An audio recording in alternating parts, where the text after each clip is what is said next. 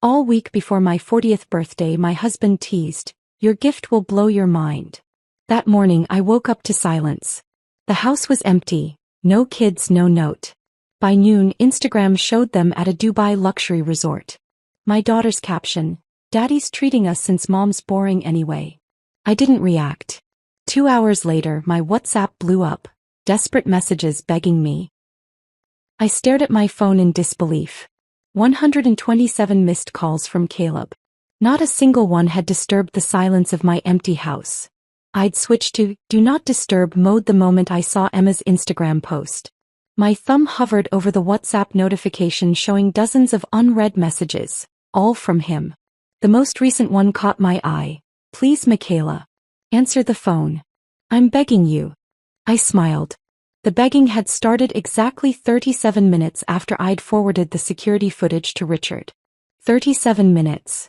That's how long it took for Caleb's perfect world to crumble, for his corporate email access to be revoked, for his career to implode.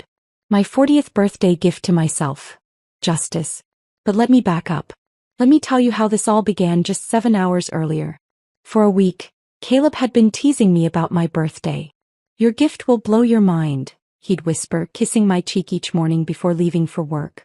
Last night he'd been especially affectionate, bringing home my favorite takeout, opening a bottle of wine, and telling the kids to let me sleep in for my big day. I'd lain awake long after he started snoring, thinking about our 17 years of marriage. College sweethearts who'd built a life together. His rise through the corporate ranks at Sullivan and Pierce Investment Group. My decision to pause my legal career when Emma was born. The beautiful Atlanta suburb home we'd saved for family vacations at the beach every summer. I touched the delicate necklace he'd given me for our anniversary last month, wondering if my milestone birthday gift would be similarly thoughtful. The house was eerily quiet when I finally woke up. No sounds of Jake playing video games too loudly. No Emma's music thumping through the walls.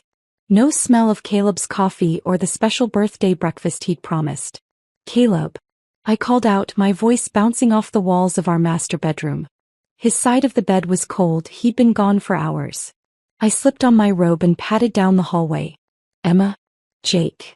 I pushed open their bedroom doors to find perfectly made beds, unusual for my teenagers, and conspicuously empty closets.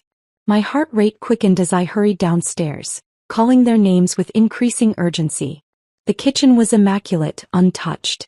I opened the refrigerator and found the ingredients Caleb had purchased yesterday: fresh strawberries, cream cheese, the special brioche bread I loved, still in their packaging.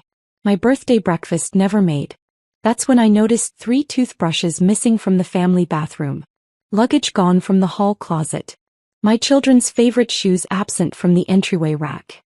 I sank onto a kitchen stool, surrounded by family photos that suddenly seemed to mock me. The 6 of us at Disney World last year.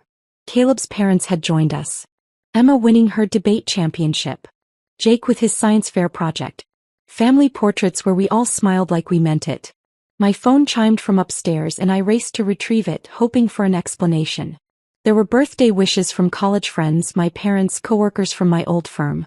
Nothing from my husband. Nothing from my children. I texted Caleb, "Where are you guys?" The message showed as delivered. No response. I tried Emma. "Honey, where did everyone go?" "Mom." Blue dots appeared, she'd seen it, then disappeared. No reply. Jake would answer me. Sweet Jake, who still hugged me in front of his friends. "Jake, please tell me what's happening." Read. No response. My hands shook as I opened Instagram. Emma lived on the platform. My breath caught as her latest post loaded. There they were. Caleb, Emma, and Jake, beaming beside an infinity pool that overlooked a spectacular cityscape. Palm trees. Impossible luxury. The Burj Al Arab visible in the background. The caption crushed what remained of my composure. "Surprise vacation with the best dad ever. #Dubai, #luxury life, #spontaneous adventure.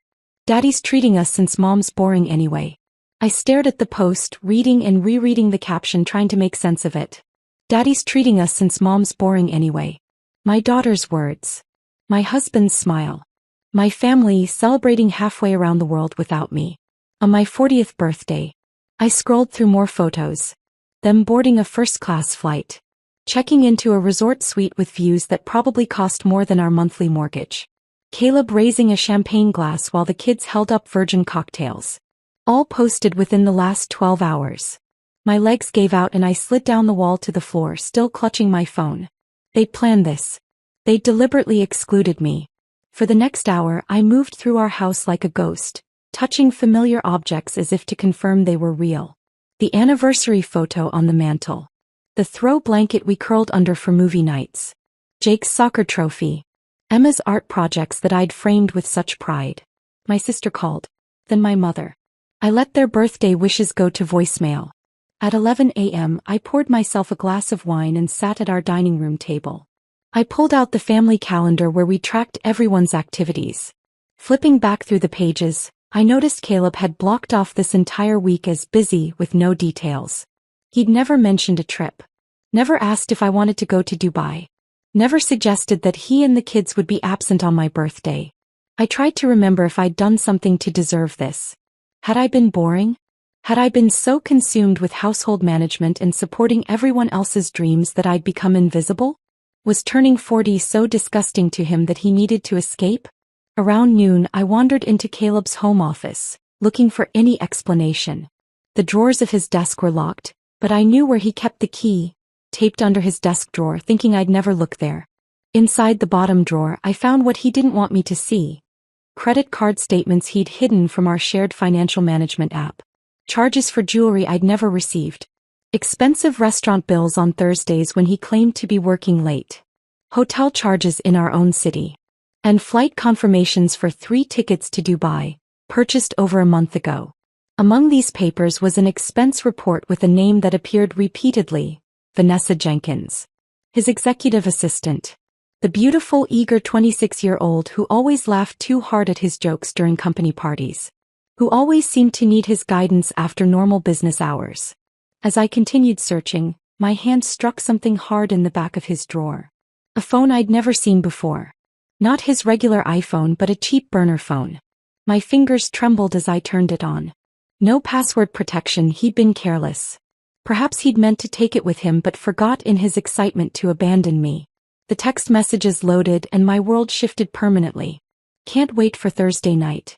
Same time, same place. Where that red thing. Caleb to Vanessa 2 weeks ago. Dubai will be amazing. He has no idea. Told the kids it's a special trip just for them. Caleb to Vanessa 1 week ago. Flight boarding. Freedom for a whole week. Kids think it's just a fun trip. Emma's already posting about it. Caleb to Vanessa yesterday. I set the phone down, surprising myself with my calm. The pieces were falling into place. The Thursday night client meetings. The sudden interest in working late. The decreasing intimacy at home. The way he'd begun criticizing my appearance, my hobbies, my conversation. I wasn't boring. I was being erased to make room for someone else. As I gathered the evidence spread across his desk.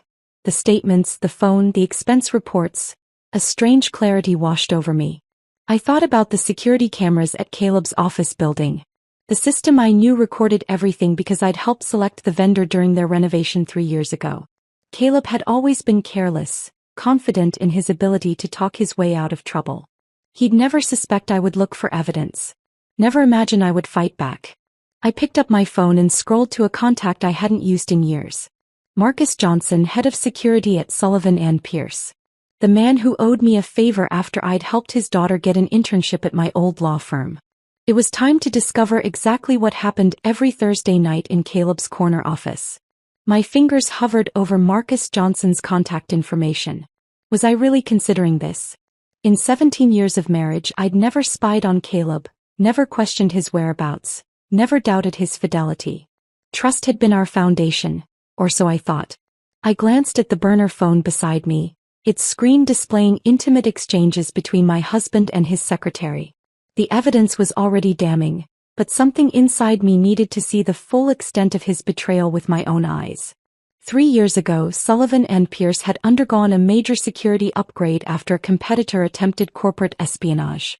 As Caleb's wife with a legal background, I'd been asked to consult on vendor selection. I remembered walking through the office with Marcus, discussing camera placement, data storage and access protocols. He'd been particularly proud of the system's 2-year storage capacity, Better than the industry standard, he'd boasted. I'd never imagined that feature would someday serve as my lifeline. I rummaged through my desk drawer where I kept business cards, finding Marcus's buried beneath newer contacts. Taking a deep breath, I pressed the call button before I could reconsider. Marcus Johnson, he answered on the third ring. Marcus, it's Michaela Harrington. Michaela. Long time no hear.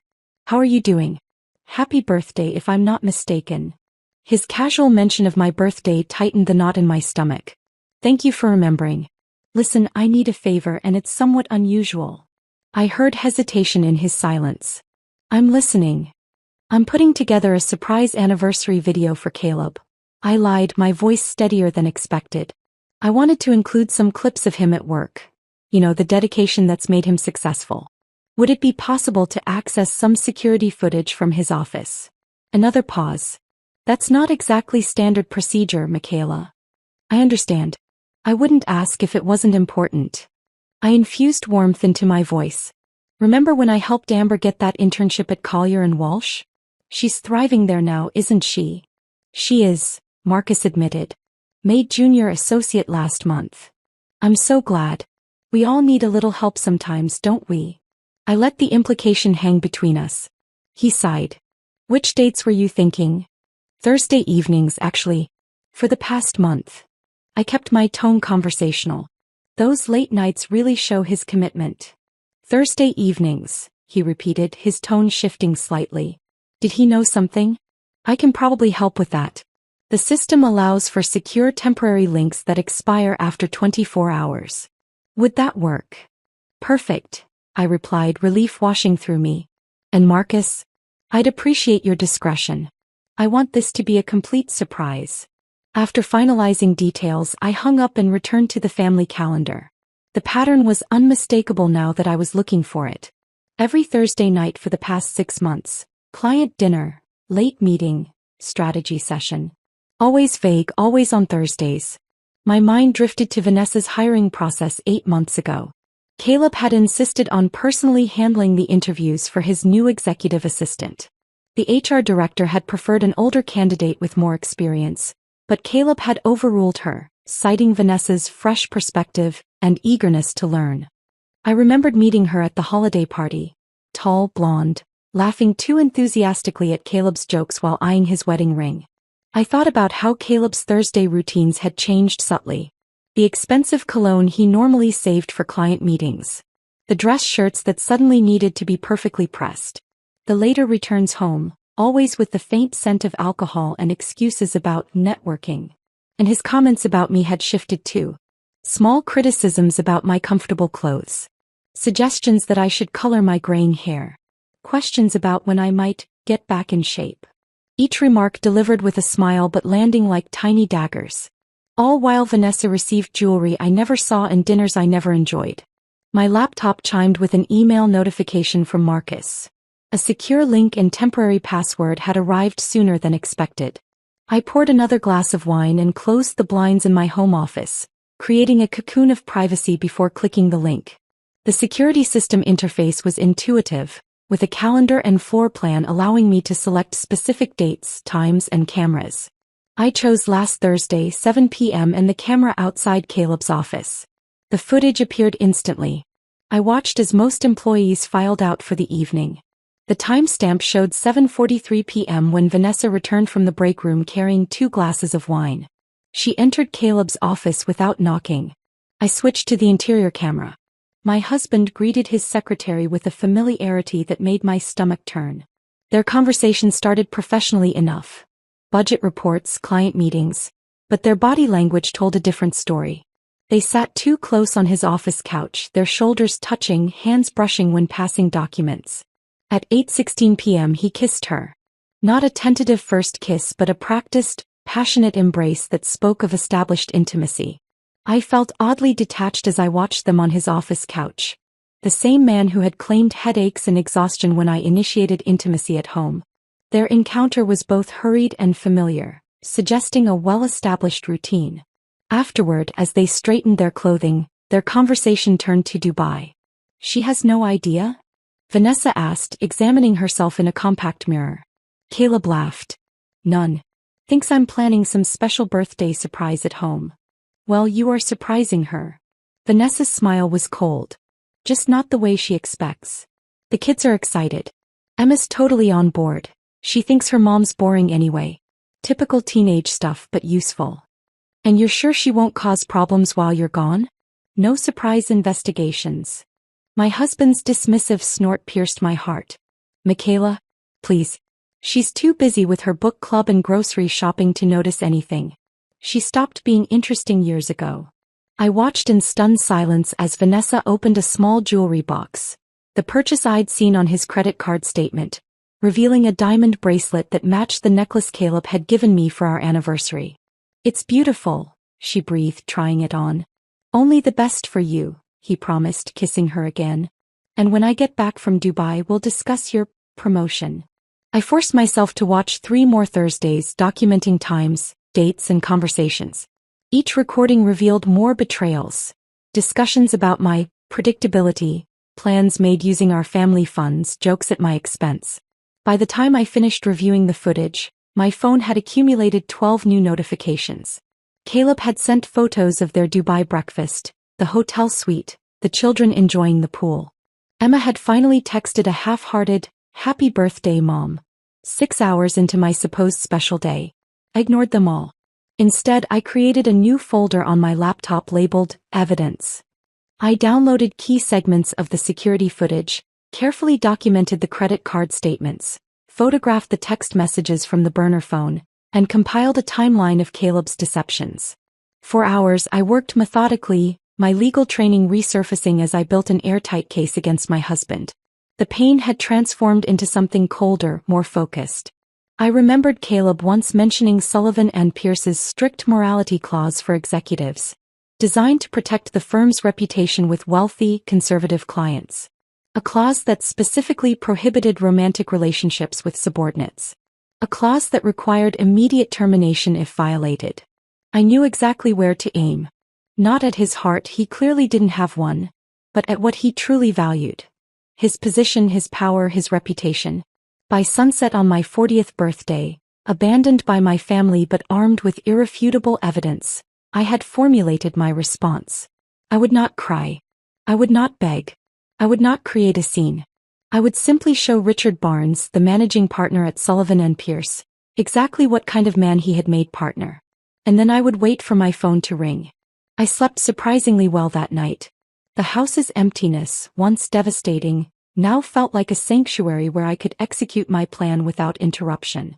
I woke before my alarm at 5:30 a.m., oddly energized despite everything. The morning sun filtered through my office blinds as I reviewed Sullivan and Pierce's employee handbook. The one Caleb had carelessly left in his desk drawer years ago. Page 42, Section 8.3, Executive Conduct and Morality Clause. I'd highlighted the relevant passages. Executives shall not engage in romantic or sexual relationships with direct subordinates. Violation constitutes grounds for immediate termination. Misuse of company resources for personal affairs represents serious misconduct. I'd practiced corporate law long enough to recognize airtight language when I saw it. Richard Barnes had built Sullivan and Pierce's reputation on integrity and conservative values. The firm managed billions for clients who expected impeccable behavior from those handling their wealth. Opening my laptop, I drafted an email with the precision I once reserved for legal briefs. No emotional language. No accusations of personal betrayal. Just facts, evidence, and direct references to company policy. To richard.barnes@sullivanpierce.com, Board of Directors at sullivanpierce.com. Subject: Urgent ethics violation, executive suite misconduct. Mr. Barnes and board members, it is with profound regret that I must bring to your attention serious violations of company policy by partner Caleb Harrington. The attached evidence documents. 1. An ongoing inappropriate relationship with executive assistant Vanessa Jenkins. 2. Misuse of company premises for personal activities during business hours. 3. Improper allocation of company funds for personal gifts and expenses. All violations directly contravene Section 8.3 of the Executive Conduct Policy. I've included timestamp security footage, expense reports, and documentation of company resources used to facilitate these activities. As someone who has always respected Sullivan and Pierce's commitment to ethical conduct, I felt obligated to bring these matters to your attention. Respectfully, Michaela Harrington JD. I attached the most damning footage, carefully edited to include only the workplace misconduct and explicit discussions of misusing company funds. I added expense reports Caleb had left in his desk, highlighting charges for jewelry, dinners, and hotel rooms billed as client entertainment. My finger hovered over the send button, but I waited. Timing was crucial. The weekly executive meeting began at 9:15 a.m. every Tuesday. A meeting where all partners and board members gathered to discuss sensitive issues away from staff. Caleb had complained about these meetings for years, calling them old school, because Richard insisted everyone silence their phones and give full attention to the matters at hand. I installed an email tracking extension that would notify me when the message was opened. Then I made a pot of coffee and watched the clock. At precisely 9:15 a.m. as the meeting would be called to order, I clicked send. The notification appeared instantly. Email delivered successfully. By 9:23 a.m. the first read receipt arrived. Then another. Then 5 more in rapid succession. At 9:27 a.m., my phone buzzed with a text from Marcus. What did you do? Security just got called to the executive floor. I didn't respond. Instead, I watched my tracking software show multiple opens, forwards, and downloads of the attachments. At 9:52 a.m., exactly 37 minutes after sending my email, an automated notification appeared in my inbox. This is an automated message from Sullivan and Pierce IT department. User: caleb.harrington@sullivanpierce.com. Status: access terminated. Effective: immediate. Authorization: executive level. My phone vibrated with an app notification from our home security system. I'd installed it years ago so we could monitor the house while traveling. The app also synchronized with Caleb's office security badge, allowing me to track his comings and goings, a feature he'd forgotten about. The notification read, Office access, executive floor, security override. They were escorting him out. At 10:06 a.m., a brief email arrived from Richard Barnes himself. Mrs. Harrington, thank you for bringing these matters to our attention. Sullivan and Pierce takes ethics violations with the utmost seriousness. Appropriate action has been taken effective immediately. Should you require any further assistance, please contact my office directly. Richard Barnes, Managing Partner, Sullivan and Pierce Investment Group. I refreshed the company website, navigating to the Our Team page. Caleb's profile, once prominently featured as Rising Star Partner, had vanished, leaving an asymmetrical gap in the leadership grid. At 10:29 a.m., my phone lit up with Caleb's face. The first call. I declined it. He called again. And again. Text messages began flooding in. What did you do? My access is revoked. Security just escorted me out. Answer your phone right now. This isn't funny, Michaela. Are you trying to ruin us? With each desperate message, a strange calm settled over me. I silenced the ringer but kept the phone visible on my desk, watching his panic unfold in real time. By noon he had called 63 times. At 12:17 p.m., a notification from Emma appeared. Mom, what's happening? Dad's freaking out and says we have to leave. Is everything okay? Jake texted seconds later. Mom, are you all right? Dad won't tell us what's wrong, but he's really mad. He's making us pack. I didn't answer them either. Not yet. The calls continued. 77, 92, 108. By 2 p.m., Caleb had called 127 times. His WhatsApp messages grew increasingly frantic. Please, Michaela. Answer the phone. I'm begging you. Whatever you think happened, we can fix this. Think about the kids. Think about our family. I've been locked out of everything. Corporate accounts, email, building access. Richard won't even speak to me. What did you tell them? The last message made me smile. He still didn't know exactly what I'd done. He couldn't comprehend that I'd had access to everything. The security footage, the expense accounts, the text messages with Vanessa. While his messages accumulated, I moved through our house with purpose. I gathered Caleb's personal items, his beloved college football trophies, family photos, the expensive watches he collected, and packed them methodically into cardboard boxes labeled simply Caleb's items. I contacted my friend Stephanie, who had remained a practicing attorney when I'd stepped back from my career. "I need an emergency consultation," I told her. "Marriage dissolution under circumstances of infidelity, financial misconduct, and abandonment." "Michaela? What's happened?" Her voice filled with concern. "I'll explain everything when we meet. How soon can you file paperwork to freeze joint assets? If it's emergency circumstances by end of day. Are you safe?" The question surprised me. "I'm perfectly safe. And for the first time in years I'm seeing clearly." After arranging a meeting for the following morning, I called a locksmith who arrived within the hour. I had all exterior locks changed and reprogrammed our smart home security system with new codes. I contacted our bank and placed a temporary freeze on our joint accounts, citing potential fraudulent activity. Each action methodically dismantled the control Caleb had maintained over our shared life. By late afternoon, Emma called instead of texting. I watched my daughter's name flash on the screen but didn't answer. They had chosen their side that morning. They could wait in uncertainty a little longer. As sunset painted my empty house in golden hues, I sat in what had been our shared bedroom and felt something unexpected. Power. Not just anger or vengeance but genuine power. For 17 years, I'd shaped myself around Caleb's needs, desires, and ambitions. I'd set aside my career, managed his home, raised his children, maintained his social calendar, and believed his lies. But now, as his desperate messages continued to light up my phone, I held all the control. Each frantic call confirmed my new reality. Each pleading text reinforced the shift in our dynamic. I was no longer the boring wife to be discarded on her birthday. I was the woman who had destroyed everything he valued in a single, perfectly executed move. And I wasn't finished yet. I spent the evening monitoring their desperate journey home. Emma's Instagram story updates created a digital breadcrumb trail of their hasty retreat. A confused selfie at the resort with the caption "Vacation cut short, sad face," followed by a picture of packed suitcases tagged "sudden change of plans." Jake, typically less active on social media, posted a rare airport selfie. His expression was solemn, his eyes reflecting a confusion that twisted my heart. "Heading home early. Not sure why," his caption read, the simplicity carrying an unintentional weight.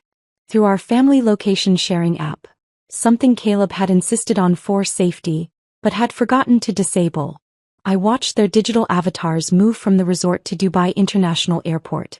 Caleb's frantic calls had decreased, replaced by urgent messages about flight availability and connection issues. "No direct flights. Have to connect through London. Will be delayed. Kids are asking questions I can't answer.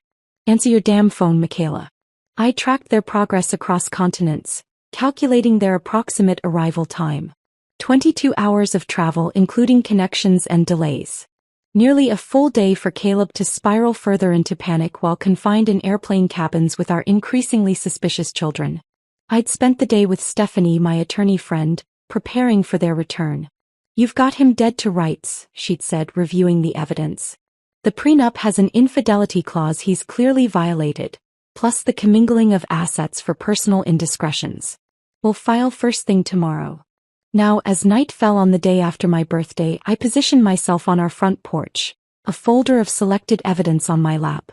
The porch light cast dramatic shadows across the immaculate landscaping Caleb had always been so proud of. Our neighborhood was quiet, most families already settled in for the evening, unaware of the confrontation about to unfold. At 9:47 p.m., headlights swept across the driveway. The Uber stopped and 3 exhausted figures emerged. Caleb spotted me first, his expression cycling rapidly between relief, anger, and fear. Emma and Jake hung back, confusion evident in their posture. "What did you do?" Caleb hissed, approaching the steps. "Do you have any idea?" "I know exactly what I did," I interrupted, my voice calm. "The question is whether you do." Emma stepped forward, her teenage defensiveness on full display. "Mom, why didn't you answer our calls?" "Dad said there was an emergency." "There was." I stood up, holding the folder against my chest. "Just not the kind your father described." Jake remained silent, his eyes darting between us, sensing the tension that electrified the air. "Kids, take your bags inside," Caleb ordered, not taking his eyes off me. The locks have been changed, I informed him. And they should stay for this. They deserve to know why their Dubai vacation was cut short. I opened the folder and handed Caleb the first printed screenshot. Him and Vanessa on his office couch, in a position that left nothing to the imagination. To his credit, he attempted to hide it immediately, but not before Emma caught a glimpse over his shoulder. Dad. Her voice cracked with uncertainty. It's not what it looks like, he stammered, the most cliched response possible. It's exactly what it looks like, I countered, my voice steady as I produced another image. Your father has been having an affair with his secretary for months. The same period he's been telling me I'm boring and unattractive. Caleb's face contorted. Don't do this in front of them. Why not? You did. I turned to our children. While I was home alone on my birthday thinking you were all planning a surprise, you were actually part of your father's cover story. He used you both as shields for his affair. Emma's defiance faltered. That's not true. He said you were too busy and stressed for a vacation. Did I look stressed in the dozens of unanswered birthday messages I sent yesterday? I asked softly. Or did I look like someone who woke up to an empty house on a day her family should have been celebrating with her?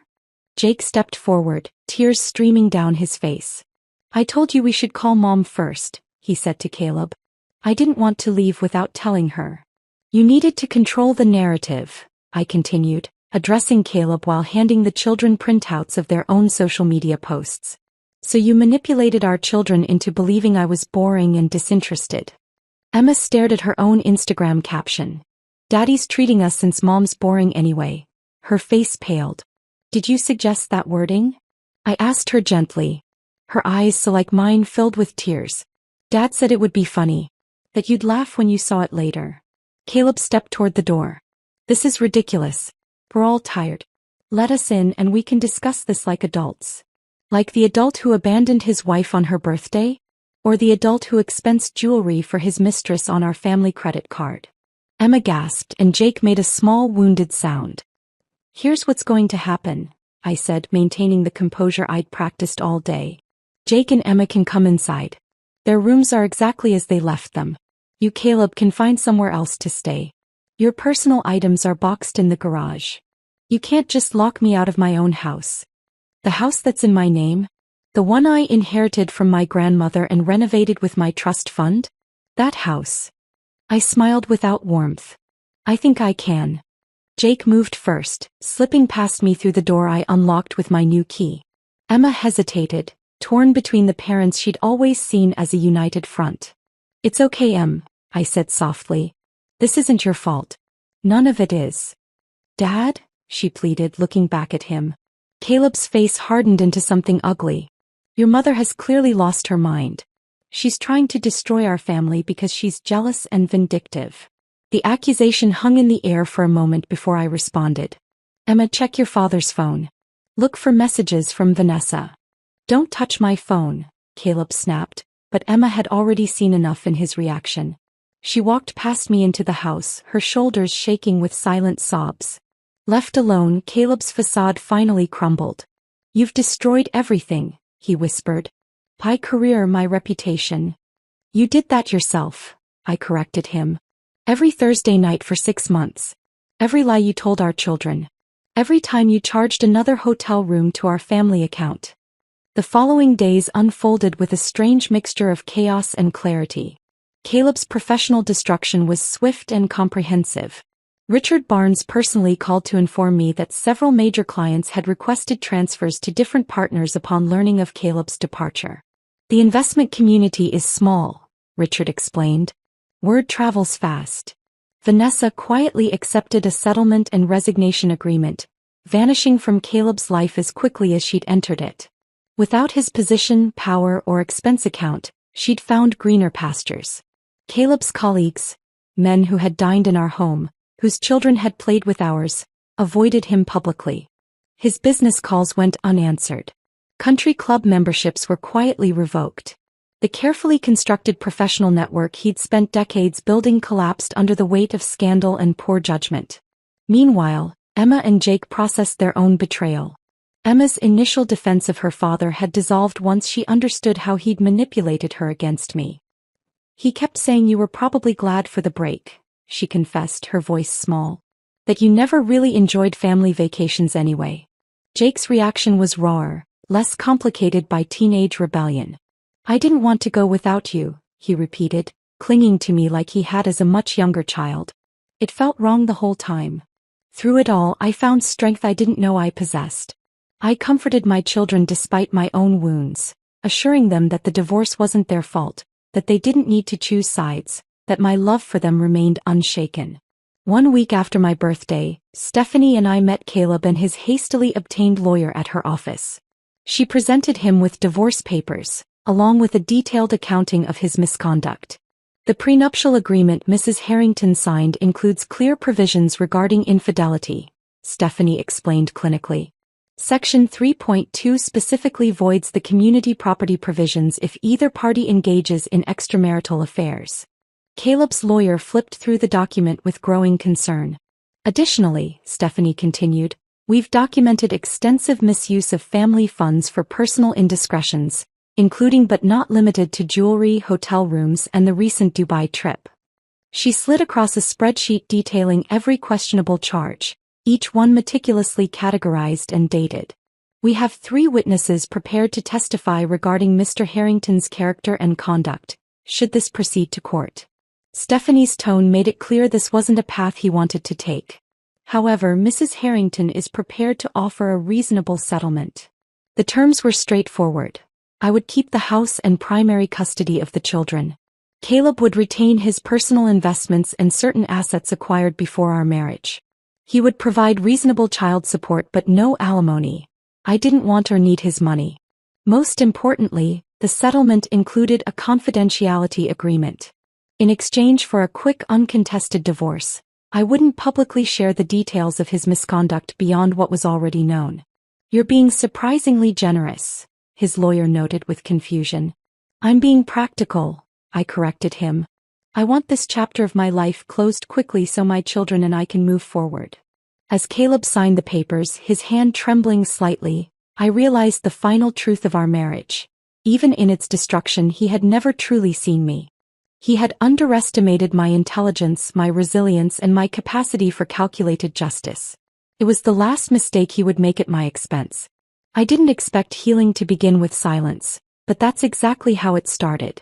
2 weeks after signing the divorce papers, I sat in Dr. Eleanor Mason's softly lit office, unable to speak. The words were there, 17 years of them, but they remained trapped behind a lifetime of accommodating everyone else's needs before my own. Take your time, she said, her voice gentle but firm. This space is yours. Those 4 words unlocked something profound. My space. My time. My healing. Our weekly sessions became the foundation of my recovery.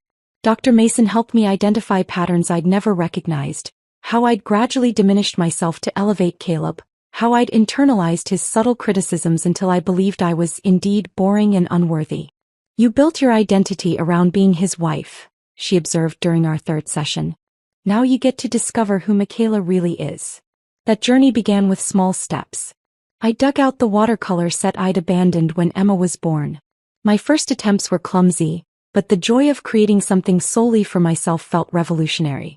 I joined a book club, not the one Caleb had mocked for being suburban and predictable, but one focused on women's journaling and self-discovery. Most significantly, I reconnected with friends who had gradually disappeared from my life. Lunch with my law school roommate revealed a painful truth. We stopped inviting you because Caleb always had an excuse, she admitted over salads. He'd say you were too tired or busy with the kids. Eventually, we thought you just weren't interested. Similar conversations with other friends revealed how methodically Caleb had isolated me under the guise of protection and family priorities. Each reconnection felt like reclaiming a piece of myself that had been systematically removed. My journal became a sanctuary where I processed anger that sometimes overwhelmed me in unexpected moments. Today I found his old running shoes in the garage and threw them in the trash. I wrote one evening. Then I felt guilty and retrieved them. Then I felt angry for feeling guilty and threw them out again. Progress isn't linear. The children's healing progressed alongside mine. Emma, initially devastated by her unwitting role in Caleb's deception, withdrew into herself. Jake became clingy, afraid I might disappear if he didn't keep me in sight. Their mandatory visits with Caleb, now living in a downtown apartment, often ended with emotional aftershocks that reverberated through our home. I established new family traditions to replace ones tainted by betrayal. Our Friday movie nights, once curated by Caleb who controlled the selections, transformed into a democratic process where everyone got equal votes. Sunday brunches, previously rushed affairs before Caleb's golf games, became leisurely gatherings where conversation flowed freely. Family counseling provided a neutral space for Emma and Jake to express their complicated emotions. "I'm mad at Dad, but I still love him," Jake confessed during one session. "Does that make me disloyal to Mom?" "Love isn't a finite resource," our counselor explained. "Loving your father doesn't diminish your love for your mother." Emma's healing was more complex, her teenage identity intertwined with her perception of our family. "You're different now," she observed one evening as we prepared dinner together. "Another new tradition. You laugh more." "I'm remembering who I was," I told her, "and discovering who I can be." "I'm sorry about that Instagram caption," she whispered, her voice catching. "I would never have posted that if I'd known." I pulled her into an embrace. "I know, sweetheart. We were all manipulated in different ways." This new vulnerability between us, my willingness to share appropriate aspects of my own healing journey, strengthened our bond in ways I hadn't anticipated. My children began to see me as a whole person, not just their mother, and that perspective shift created space for authentic connection. 3 months after the divorce filing, Richard Barnes called with an unexpected proposition. "Sullivan and Pierce is establishing a new ethics compliance division," he explained. "Given your legal background and unique perspective on executive misconduct, we'd like to discuss a potential role." The irony wasn't lost on me. The firm that had once been the site of my deepest betrayal was now offering professional redemption. "I'm not interested in being a cautionary tale," I told him frankly. "That's exactly why you're perfect for this," Richard countered. "You understand the human cost of ethical breaches. And frankly, several of our female executives specifically requested your involvement."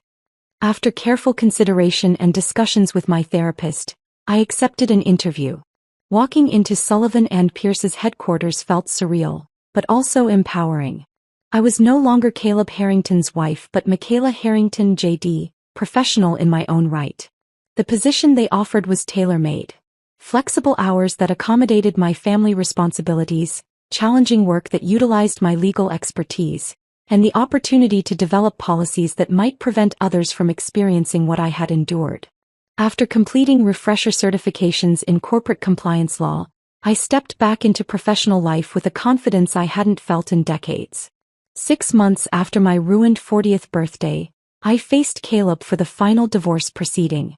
The man who entered the conference room barely resembled the husband I'd known. His designer clothes hung loosely on his frame, gray had appeared at his temples, and the charming confidence that once defined him had vanished. "You look well," he offered, his tone suggesting surprise. "I am well," I replied simply. As our attorneys finalized the agreement, Caleb attempted one last manipulation. "I've been doing a lot of thinking," he began, his voice lowered for privacy. "We built a life together, Michaela. 17 years. The kids need stability. Maybe we could consider counseling, a fresh start." I cut him off gently but firmly. "There's no going back, Caleb. Is this really what you want?" His voice held a dangerous edge. "To tear apart our family over one mistake?"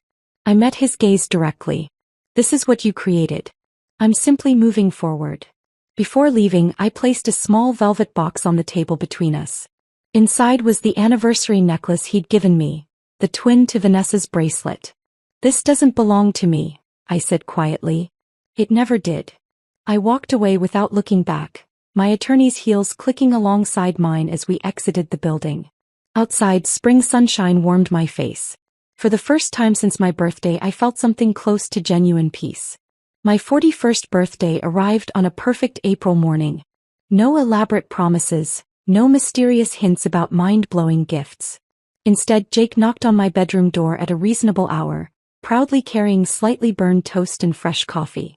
"Emma's decorating downstairs," he whispered conspiratorially. "She made me promise not to tell you." Downstairs, my daughter had transformed our dining room with handmade paper flowers and a banner she'd clearly stayed up late creating.